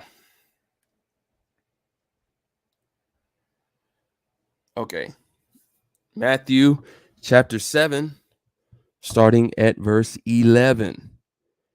If ye then, being evil, know how to give good gifts unto your children, how much more shall your Father which is in heaven give good things to them that ask him? Therefore, all things whatsoever ye would that men should do to you, do ye even so to them. For this is the law and the prophets. Enter ye at the strait gate, for wide is the gate, and broad is the way that leadeth to destruction, and many there be which go in thereat. Because strait is the gate, and narrow is the way which leadeth unto life, and few that be that find it. Beware of false prophets that come to you in sheep's clothing, but inwardly they are ravening wolves. Ye shall know them by their fruits. Do men gather grapes of thorns, or figs of thistles? Even so, every good tree bringeth up good fruit, but a corrupt tree bringeth forth bad fruit. A good tree cannot bring forth evil fruit, neither can a corrupt tree bring forth good fruit. Every tree that bringeth not forth good fruit is hewn down and cast into the fire. Wherefore by their fruits ye shall know them. Not everyone saith unto me, Lord, Lord, shall enter into the kingdom of heaven, but he that doeth the will of my Father which is in heaven. That kind of destroys the whole Christ being God thing. But anyway, many will say to me that in the day, Lord, Lord. Oh, wait, you know what? We're not going to read all that. We'll just stick to verse 21. Okay. So the money and all the other stuff, that's part of the broad gate. Because at the end of the day, all that stuff is vanity. It's good while you're here, it's good while we're still in this society. But when it's time to make that ultimate change, you cannot rely on your money. Or because at the end of the day, like Christ said, it's not going to matter at the end of the day about food and drink and things of that nature, those basic physical things. So I want to get, let's see. I believe it's First Thessalonians. Or I guess Second Thessalonians too. Let's see, First Thessalonians chapter 5. Yeah. Yeah, let's start at verse 1. So First Thessalonians chapter 5, starting at verse 1. Give it a second. All right. But the times and the seasons, brethren, ye have no need that I write unto you, for yourselves know perfectly that the day of the Lord so cometh as a thief in the night. For when they shall say peace and safety, then sudden destruction cometh upon them, as travail upon a woman with child, and they shall not escape. But ye, brethren, are not in darkness, that day should overtake you as a thief. Ye are not, ye are all children of the light and the children of the day. We are not of the night nor of darkness. Therefore, let us not sleep as do others, but let us watch and be sober. For when that sleep in the night, they they to be drunken are drunken in the night. But let us who are of the day be sober, putting on the breastplate of faith and love, and for an helmet the hope of salvation. For the Most High has not appointed us to wrath, well, but to attain salvation by our Lord Yahushua HaMashiach, who died for us. Whether we wake or sleep, we should live together with him. Wherefore, comfort yourselves together and edify one another, even is also ye do. All right, Second Thessalonians. This should be the last one, I think. All right. We're just gonna start at verse 7. Excuse me. For the mystery of iniquity. Wait, hold on, my bad. Second Thessalonians chapter 2, starting at verse 7. Hold up.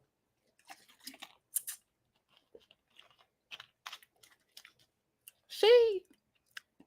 All right. For the mystery of iniquity doeth already work. Only he who now letteth will let until he be taken out of the way. And then shall the wicked be revealed, whom the Lord shall consume with the spirit of his mouth and destroy with the brightness of his coming. Even him whose coming is after the working of Satan with all power and signs and lying wonders.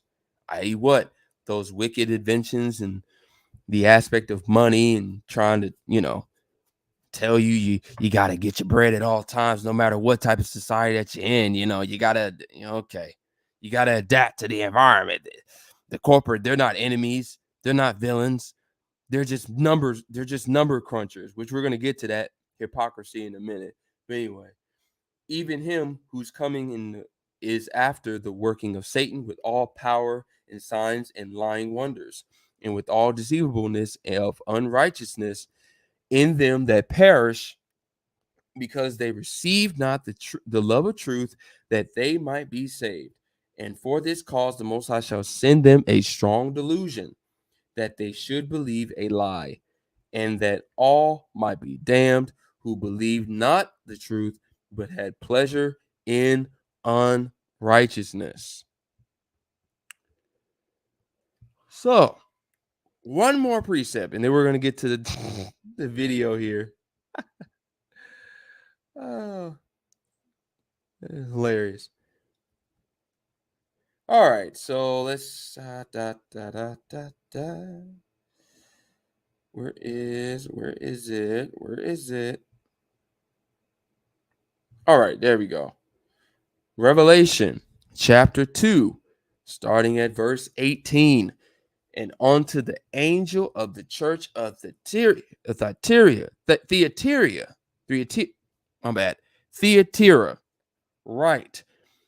These things saith the Son of the Most High, Yahushua, who hath his eyes like unto a flame of fire, and his feet are like fine brass. I know thy works, and charity, and service, and faith. Ooh, excuse me. And thy patience, and thy works, and the last to be more than the first. Notwithstanding, I have a few things against thee, because thou sufferest that woman Jezebel, which calleth herself a prophetess, to teach and to seduce my servants to commit fornication, spiritual fornication, and to eat things sacrificed unto idols. And I gave her space to repent for her fornication, spiritual, and she repented not. Behold, I will cast her into a bed, and to them that commit adultery with her, spiritual, into great tribulation, unless they repent of their deeds. And I will kill her children with death, and all the churches shall know that I am he which searcheth the reins and hearts and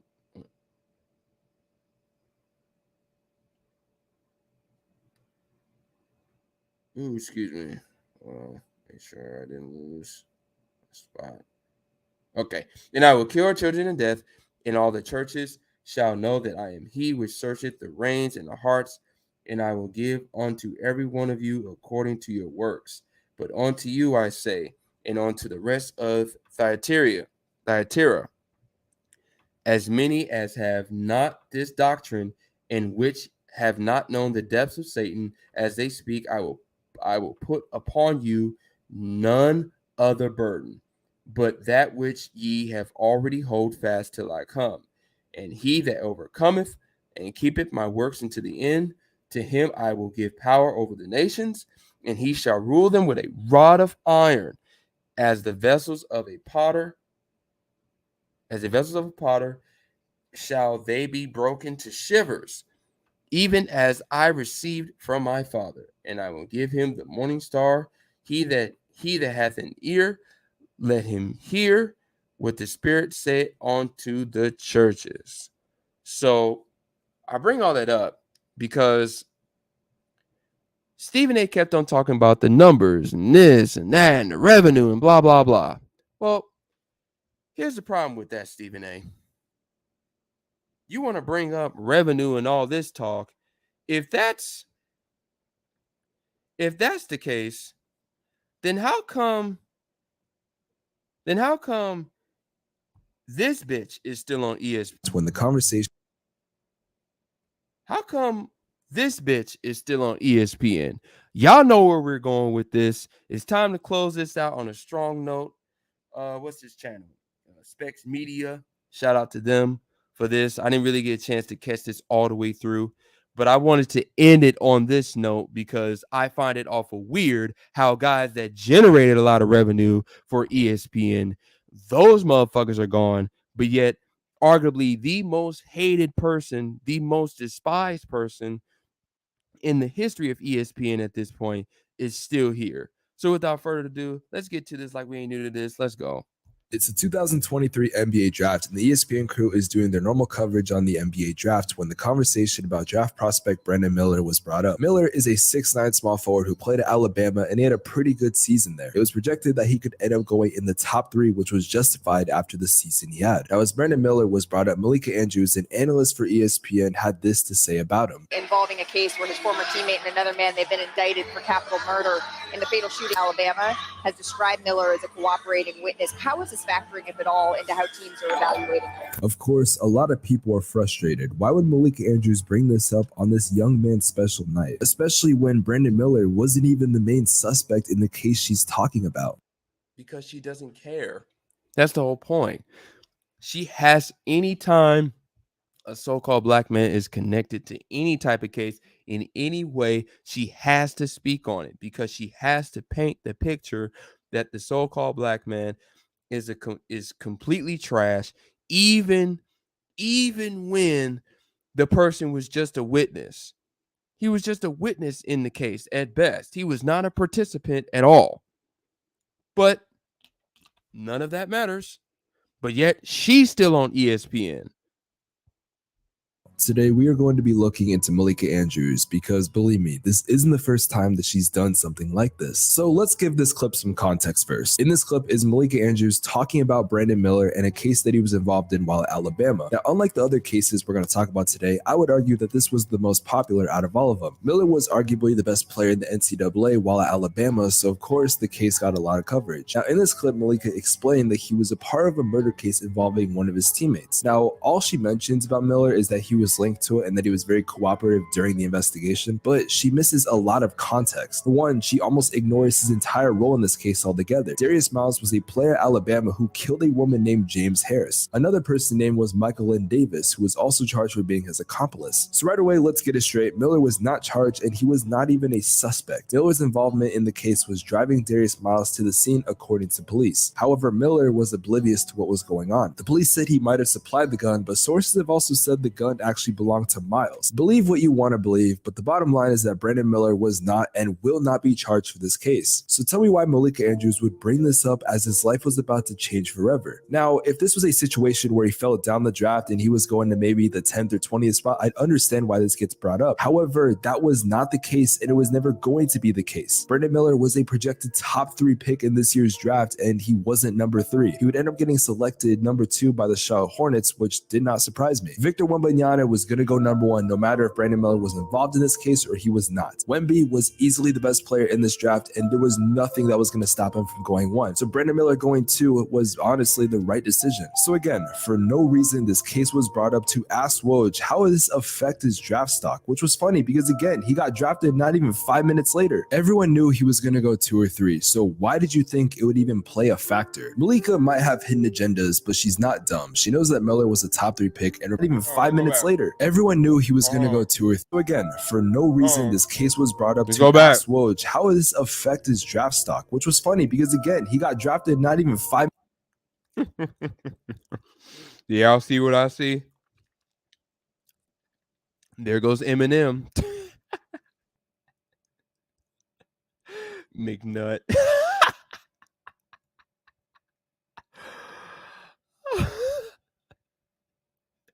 I just had to pause.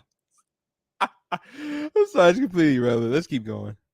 Minutes later, everyone knew he was going to go 2 or 3, so why did you think it would even play a factor? Malika might have hidden agendas, but she's not dumb. She knows that Miller was a top 3 pick, and reports said he was going to go to number 2. So her bringing this up was not a coincidence. It was her doing what she's done for years. Tear down black men because she doesn't respect them. And I'm not just some incel ready to tear down any female in sports. I'm someone who has seen her tear down black men for her own reasons multiple times. Let's go back to 2022. The Boston Celtics had just gotten rid of Ime Udoka because of a cheating scandal. To replace him, they would bring on interim head coach Joe Mazzulla. Of course, Ime Udoka.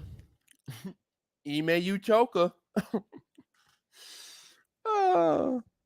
course, this was a prominent topic, so ESPN had to talk about it. However, the way Malika Andrews would cover Joe Mazzulla was very questionable. Be remiss not to also mention that Mazzulla was arrested twice at West Virginia, once in 2008 for underage drinking and aggravated assault. He pled guilty, paid a fine, and then again in 2009 for domestic battery after an incident at Morgantown Bar. The domestic battery case never went to trial. It was settled in August of 2009. He paid a $100 fine and court costs, plus had to do 40 hours of community service. Now, that was 13 years ago. He settled and paid both fines. So I don't need to tell you why bringing up an incident from 15 years. Hey, 13. Numerology alert.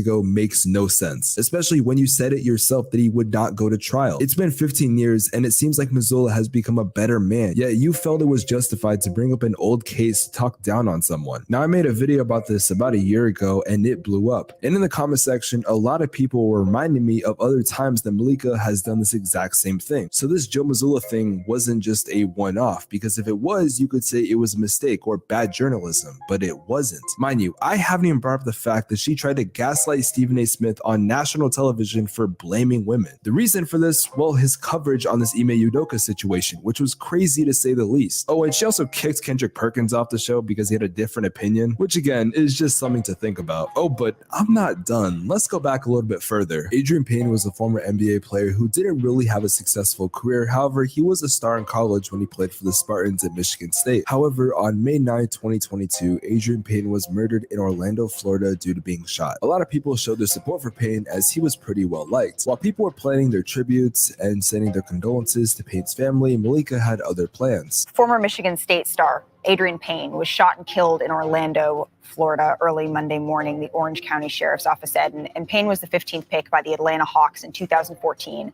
played 4 seasons in the NBA with multiple teams. In 2018, he was waived by the Magic after he was named in a report by ESPN's Outside the Lines that he'd been involved in an alleged sexual assault at Michigan State in 2010. No charges were filed in that case. I cannot begin to explain why this is messed up. Once again, he wasn't fucking charged. They were literally allegations. Not to mention, that's not why he got waived. In his final season, he played 5 games and was barely in the rotation. So once again, she brought up an old case with zero relevance. Now let's compare this tribute to another dead person that she talked about. A writer for the Mavericks by the name of Jonathan Tjarks died, and Malika Andrews talked about it on the show in a very different tone. I do want to take a moment to acknowledge Jonathan Tjarks, an NBA writer for The Ringer, who died over the weekend after a battle with a rare form of cancer.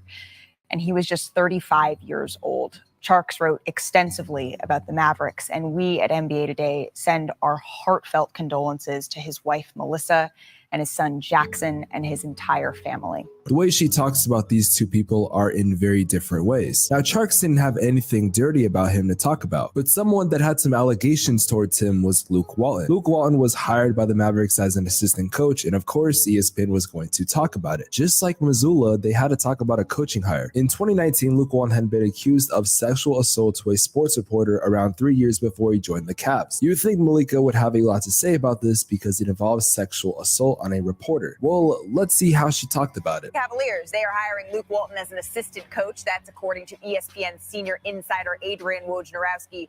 Walton joins Coach J.B. Bickerstaff's staff.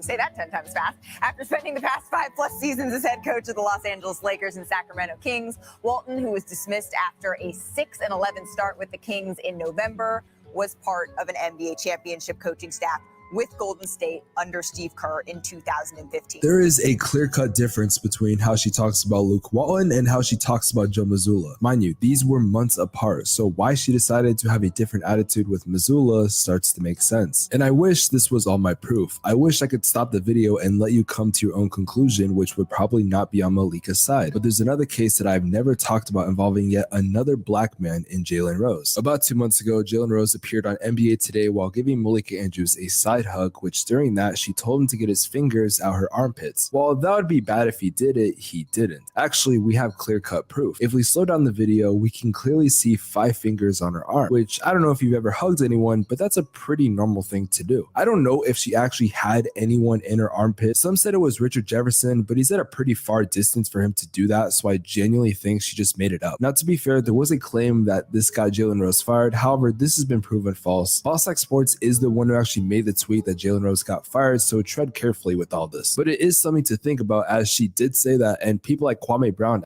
Okay, I'm kind of confused. What's up with all these NBA highlights here? Anybody notice that?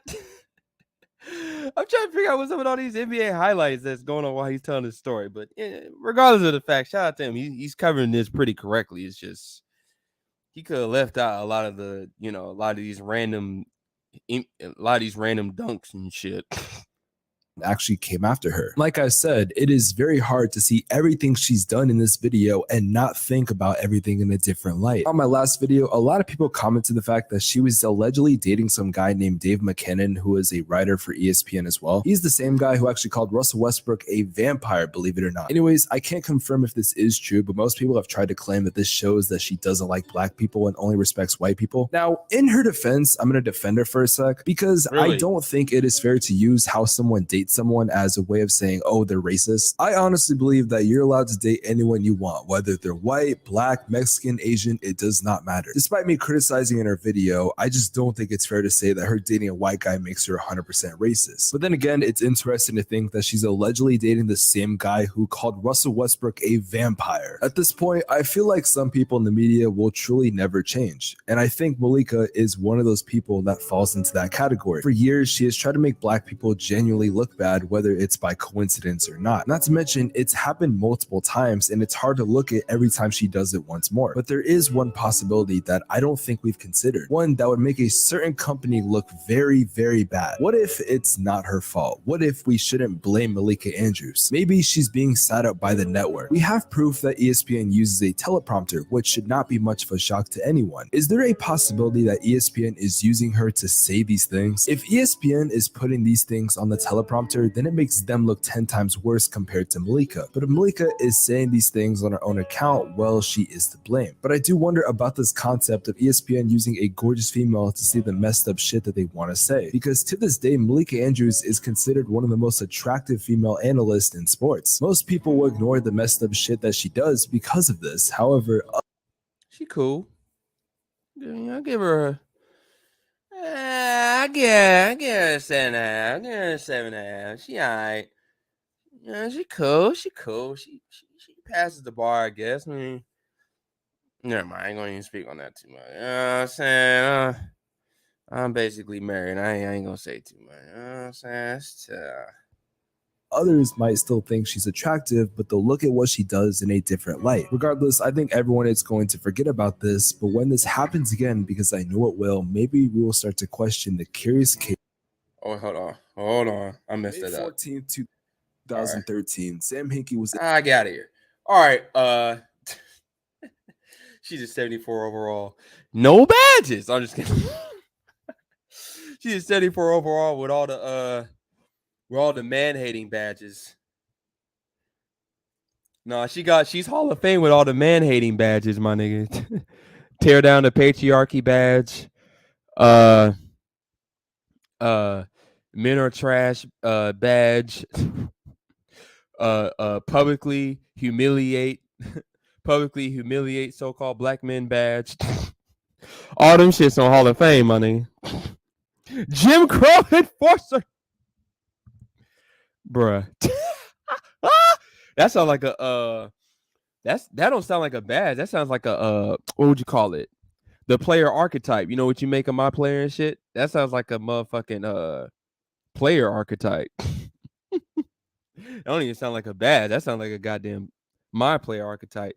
That's crazy. But with that being said, all right, look. Oh man, y'all funny. But let's focus 1 second, right? Because we got to go back to Ecclesiastes 12th chapter here to get the conclusion of this matter, really of the whole video. And because, there's a lot of hypocritical stuff said by Stephen A. Once again, if they was all about numbers, they would have been fired Malika Andrews a long fucking time ago. So clearly, this is meant to, what's the word for it? This is clearly meant to be a agenda initiative type of push for really two agendas as far as I'm concerned. Obviously the feminist woman worshiping agenda, and then the other one that I want people to kind of keep in mind, that a lot of this shit is really meant to push more of that AI agenda, right? That digital interface, the digital society type agenda, because with all these layoffs, all they're going to do is institute more AI type technology to replace that human output. And even with that, this could be a way to trick people into accepting the digital society and that type of AI type of interface, because especially with ESPN, a lot of their analysts now are just going to be hot garbage because they've gotten rid of a lot of their legendary analysts and commentators. So now you're just going to have a bunch of garbage walking around. So for the average person, in order for them to even think about fucking with ESPN again, they're going to have to make another change. Or it's just going to get to the point where they're just going to say, well, we'll just have the AI interface from now on. Maybe holograms or some shit. Maybe they'll bring hologram versions of all the other great commentators back and just have them rock the party. Whatever. You know what I'm saying? Like, but you never know. I'm just kind of throwing that idea out there. But just to get to the point so we can close this out. Let's go back to Ecclesiastes 12th chapter and let's read the end of the chapter. Right? Let's get the conclusion to all of this. Let's get the conclusion to how we handle the world to come. All right? So Ecclesiastes chapter 12, starting at verse 9. And matter of fact, we'll start at verse 8. Vanity of vanities, saith the preacher, all is vanity. Right? All the physical aspects, the money and the things they can buy is great, it's cool while you have it, but it's all vanity. It's vanities of vanities, right? So like Ecclesiastes the 12th chapter says, when desire shall fail, when things fall apart physically, this world, when it finally comes to an end, right? This kingdom finally spirals out of control and it comes to an end, and the average person is is showcases their spiritual death because they had no spirituality in the first place, because they completely forsook it for all physical things, i.e., all things of the flesh, which you're not supposed to do, right? Only Israelites truly understand this, i.e., the hopefully elect of Israel, but you get the point, right? How do we become, how do we set ourselves up? What's the best way to set ourselves up to be part of the almond tree that will flourish in that day, as referring to, what is it? Yeah. Ecclesiastes chapter 12, verse 5. Also, when they shall be afraid of which is high, and the fear shall be in the way, and the almond tree shall flourish. Okay. And the grasshopper shall be a burden, and desire shall fail, because man goeth to his long home, and the mourners go about the streets. How does desire not fail for the hopeful elect of Israel? How does the hopeful elect of Israel not turn into mourners go about the streets? How does the hopeful elect of Israel not goeth to his long home? How does hopefully elect of Israel did not become a grasshopper, meaning becoming a burden? How does those things happen? Right? So Ecclesiastes 12, verse 9. And moreover, because the preacher was wise, he still taught. He still taught the people knowledge. Yea, he gave food, heat, and sought out and set in order many proverbs. The preacher sought to find out acceptable words in that which was written was upright, even words of truth. The words of the wise are as goads, and as nails fastened by the masters of assemblies, which are given from one shepherd. And further, by these, my son, be admonished. Of making many books, there is no end, and much study is a weariness of the flesh. Let us hear the conclusion of the whole matter. This is how we maintain the best chance to become part of the almond tree that will flourish in the times to come. Fear the Most High and keep his commandments, for this is the whole duty of man, i.e., what? The nation of Israel, more specifically, the hopeful elect of the nation of Israel, right? For the Most High shall bring every work into judgment with every secret thing, whether it be good or whether it be evil. Okay? That is the conclusion. That's how you become that's our best chance to become the almond tree that will flourish in that time. If this is actually the appointed time, of course that's not to us, that's not up to us, it's up to the Most High. But if it is the appointed time, that's how we put ourselves in the best position to become the almond tree, is by fearing the Most High and by keeping his commandments, not just 10 of them. Christians, jackasses. I remember one time, I was reading, just an aside, but I remember one time I was watching a video on Instagram, and the dude said the word Christian comes from the word Cretan, meaning retarded. That's not true, but man, I wish it was. That would be such a mic drop. I wish that was true, but it's not. But anyway, I don't want to get too much into that, but you get the point, So come on, bruh. Come on. Come on, bruh. Come on. She don't have no. uh, I mean, you ain't gotta have Yetis all the time, bruh. Come on, man. I mean, we gave her a 7.5. I mean, you know what I'm saying? You ain't put her at an 8 or a 9. You know what I'm saying? You gotta have some Yetis gonna be 8 or 9, but I mean, it is what it is. Segregation cleaner. Oh, segregation. Oh, with all the Hall of Fame segregation, with all the Hall of Fame Jim Crow badges, my guy. Oh man. Oh my goodness, my goodness, my goodness. All right. Let's but at the end of the day, listen, man. Like getting too distracted by this. Christians don't even keep all 10 if we're being honest. I mean, hey, none of us is perfect, but yeah, you are right. None of us is perfect, but they, it is what it is. They just That's for another day, man. That's for another day. You know what I'm saying? You know what I'm saying? Christians get killed too much. I'm gonna try to leave them alone. I just had to give that aside because we was talking about commandments here. So it is what it is. But let's be for real, man. How do we continue to keep ourselves in the right mindset to potentially become the almond tree, right? How do we put ourselves in the best position to do that? At the end of the day, you already know what it is, man. You got to properly return to the code so you can properly Kahala Yahweh Ba'ashem Yahweh Shai Hamashiach Nagad HaKotazah Mayan Ha Rashayat, man. Meaning what? Declaring the end from the beginning. Isaiah 46:10. Y'all already know how this goes.